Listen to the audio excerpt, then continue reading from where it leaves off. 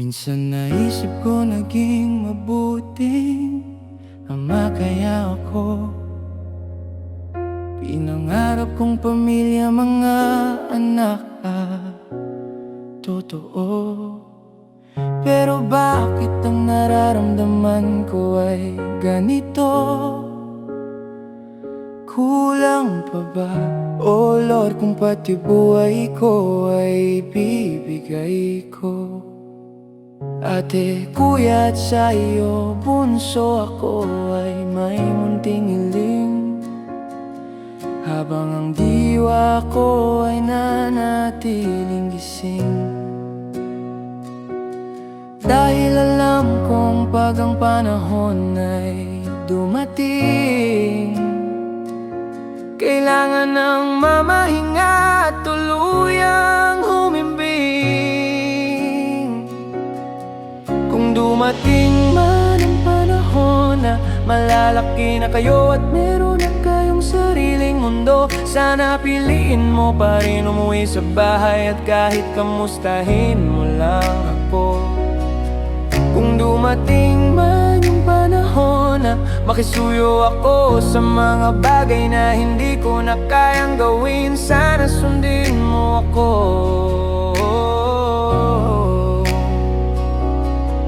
Kung dumating man yung panahon na mabagal na ako maglakad, sana alayan mo ako sa aking paglalakad. Ngayon sa Diyos ang lagi kong dalangin, hindi man ako magtagumpay sa aking mithiin, na sana kayo mga anak ko, ang pangarap sana ay matupad din. Pangarap sana ay dahil ang tagumpay nyo ay tagumpay ko na rin. Ate Zen, Kuya Justin at sa iyo, nene bunso, ako ay may munting hiling. Habang ang diwa ko ay nanatiling gising, dahil alam kong pag ang panahon ay dumating, kailangan ng mamahinga at tuluyang humimbing. Kung dumating man yung panahon na hirap na ako bigkasin ang mga salita at di ko masabi ng maayos, sana pilitin mo akong intindihin. Kung dumating man ang panahon na makakalimutin ako, sana ipaalala mo sa akin lahat ng maayos.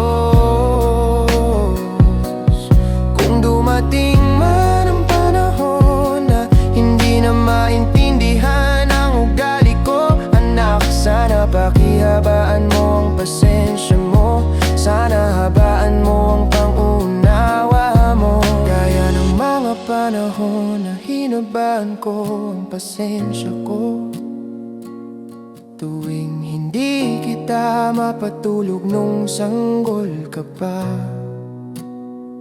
tuwing karga lang kita dahil ayaw mo magpalapa.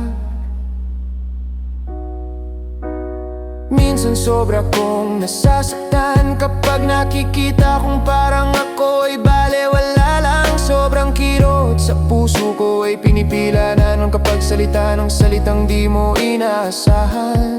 Dahil mahal kita, ayoko na ikaw ay masaktan. Ate Zen, Kuya Justin at sa iyo, nene bunso, ako ay may munting hiling.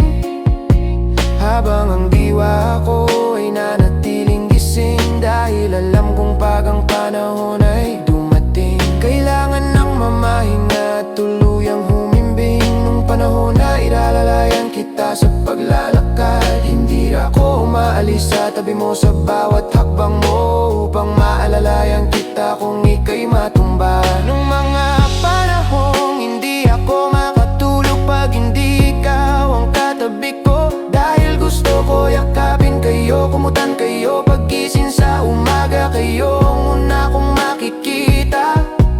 Nung mga panahon na pulol ka pa magsalita, pero pinipilit kong intindihin at turuan ka ng tama.